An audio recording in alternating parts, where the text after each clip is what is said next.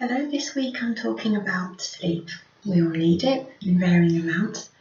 Into my 20s I slept really well. I often had bad dreams and regularly it would take me some time to actually fall asleep, but no one in my family, and they could, comment with authority, no one would say that I was a poor sleeper. I was known for being an early riser, and that continued into my time at university. Whether I'd had a late night or was hungover, I don't drink anymore. I'd be up and about early on. I kind of joked with myself that if something was happening in the day, I didn't want to miss it. So my sleep issues didn't start until I was in my mid-20s. By that time I had my own house and I was living alone, and I had rather a stressful job. I didn't know this until a man who I was training to take my job because I was being promoted said to me one morning, "This job's killing me, Lydia." Often I would spend, whilst I was doing that job, I'd spend hours in the night when I should have been sleeping. I'd be sorting out my bank statements or cleaning the oven or working on quiet DIY or craft jobs around the house. But during the day I didn't notice anything. I didn't feel as though I was suffering from not sleeping, and this carried on for decades. But somehow I knew that I could sleep because on the very rare occasion where I would go somewhere like a very quiet hotel, I could sleep for 9 hours straight through the night. The point came when I started to struggle during the day through having not had good sleep. I became clumsy. I was bumping into things at work and around the house. My legs and my shins were rich with bruising.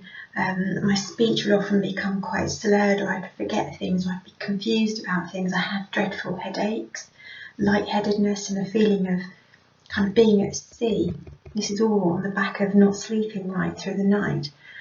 And around that time I spoke with a counsellor, and she recommended meditation in the form of breathing exercises. Now, I'd already looked into these sorts of techniques and I found them to be hardly helpful at all, but I thought, okay, I'll give it a try at this time. I think I wanted just to please her. So I tried these techniques, and when I got back to seeing her again after about a week or so, excuse me, she asked me, of course, how I was going on with them. And I had to tell her the truth that actually, instead of inducing sleep, these breathing and meditation exercises, both before bed and once in my bed, as a way of trying to call sleep to hand, they were just for me like a mental trestle table that was just a nice neat place for me to put all of my thoughts. So instead of inducing sleep, they were just like a blank page that my mind could fill. And I think that's why for a time magnesium was helpful, because magnesium is supposed to calm the mind. I'll put a link in the DB below for a web page that describes the many types, and there are many types of magnesium, so that you can, if you want to try magnesium for sleeplessness, you can at least have a good place to start, because not all magnesiums do the same thing. So I'll link that below. Excuse me, my voice is leaving me. By early 2016, which was the year of my fibro diagnosis, I was aware of both what had been successful in helping me with sleep, and that was magnesium supplements, although for only about a year. I talk about this in another film. I'll again link that in the DB below. And also what didn't work, so the meditation and the breathing exercises. And it was sort of mid-2016, before my diagnosis, that a man at church told me that antihistamines made him sleepy, made him drowsy. So I gave that a try, and for me it works. It works consistently. If I suffer with sleeplessness, I know that if I take an antihistamine, it will help me too. It will knock me out. Now, I go for cetirizine, and found that loratadine does not help me. I've tried both the tablet and the liquid form of cetirizine, and the liquid form is often prescribed for insomniac children, so as you can imagine it's hideously sweet, but it works much faster than the tablet form, so that might be a good way to get some expected sleep. So that works for me, and I have panicked slightly in the past when I've run out of loratadine, or at least I did. until I started the eating regimen that I described last week and the week before, where I'm having lots of time where I'm just not eating. That's really helped me with my with my sleeplessness, excuse me. So another thing that was supposed to help and did help for a while was the amitriptyline, which I'm still taking at 10 milligrams per day. The consultant did say to me, as I think I've mentioned this, it helps with your sleep. Well, it did in the initial stages. So for the first 3 or 4 months of taking the drug, it did help me to sleep, but then it stopped working, and that's why I had to then go back to antihistamines. All of that changed. Excuse me, I'm going to cough again. Excuse me. All of that changed in early to mid-June of this year, so that's 2020. So I've just given you a sort of brief history of my sleep, or lack of, and at the moment I am sleeping very well because of the eating regime. I'm convinced of it. I can even have a cup of strong coffee early evening and my sleep won't suffer. I did that last week because of some things I was doing, and so I had a cup of coffee at around 5:30, 6 o'clock. That night I slept. So the things that I know help with sleep as a fibro sufferer who for years has slept very badly, these are the 3 things that I know help me.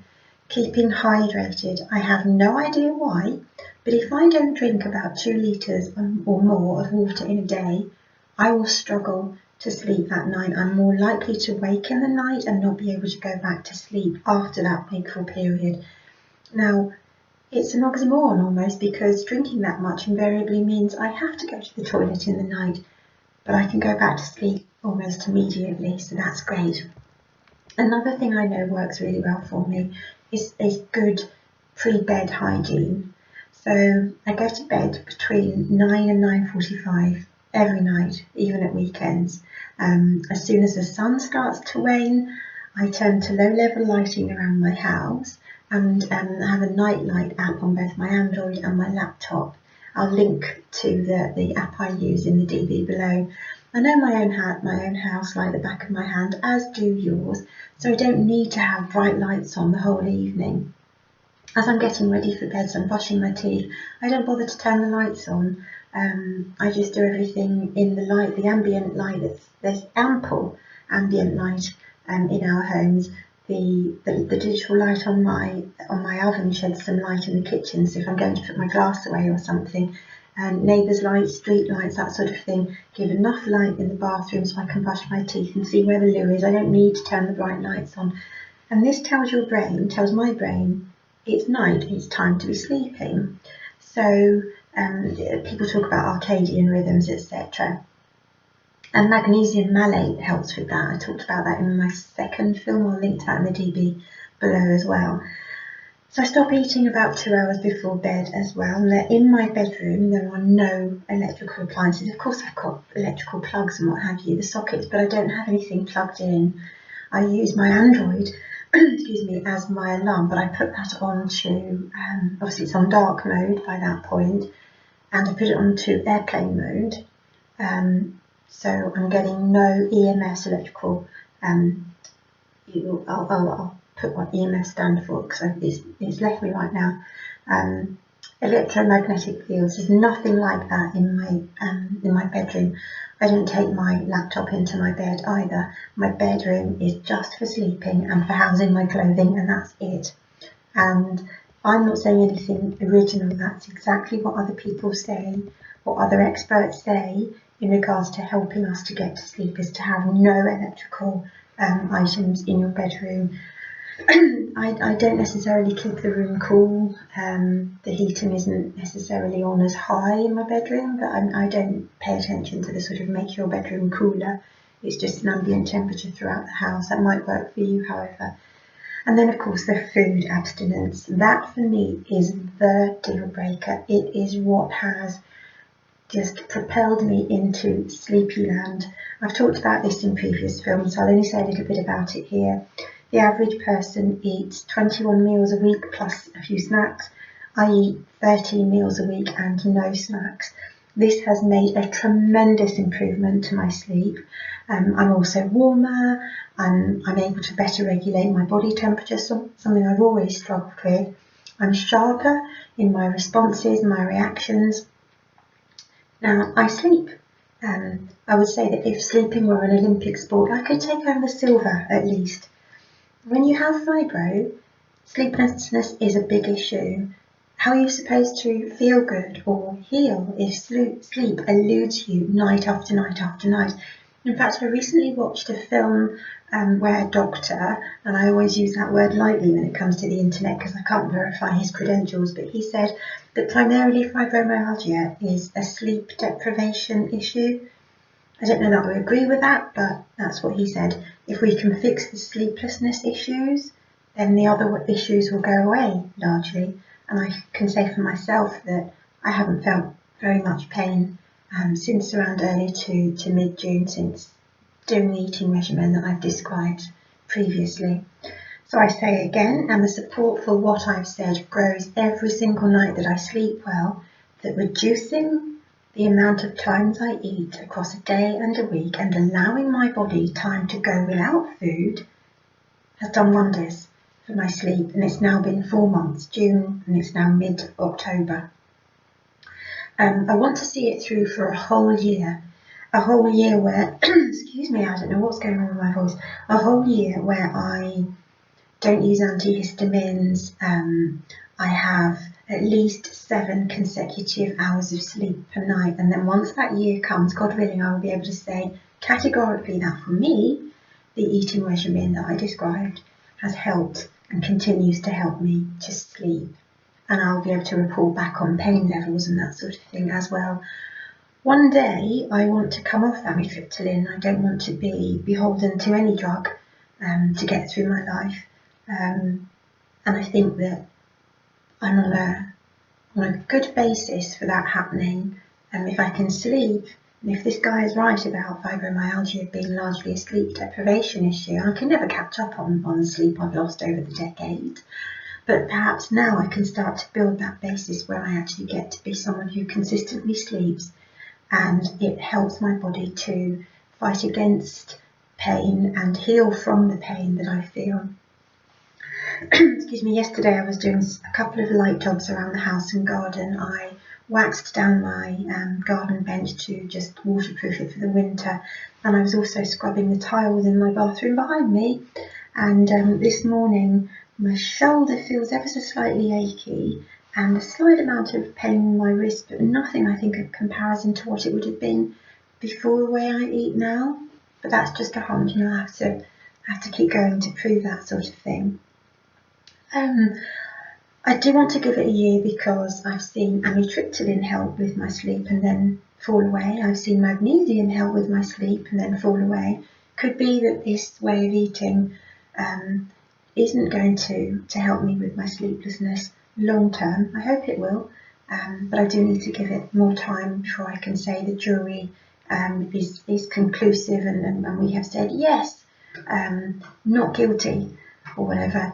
I will continue to eat as I do because it helps me both with my digestion and sleep and other things. As I've said, I won't repeat myself. I'm sleeping like a baby. I do have a lot of catching up to do if that's even possible, but regardless, I'm enjoying the process. So if you're struggling with sleep, believe me, I've been there. I do understand what it's like. It's hideous when you've had so little sleep that you can hardly understand what's going on around you, and you're tearful and emotional, and all you want to do is sleep, and sleep just eludes you. It's almost a sort of madness. I do understand that. Please do give the intermittent fasting, it's not the word I use, as you know, but give that sort of breaking of the food or the feeding and the non-feeding time schedule. Give it a try, why not? And if you don't want to go that route, then try one of the magnesiums or try antihistamines. Again, as I say, I'll link everything in the DB below. I'm enjoying sleeping, and I want those who don't sleep to get some sleep because it's so restorative and pleasurable and lovely. So sleepy times to us all. And next week, I think I'll be talking about exercise or resources that I use when I am feeling achy and what have you. I haven't quite decided yet. The Lord will lead me.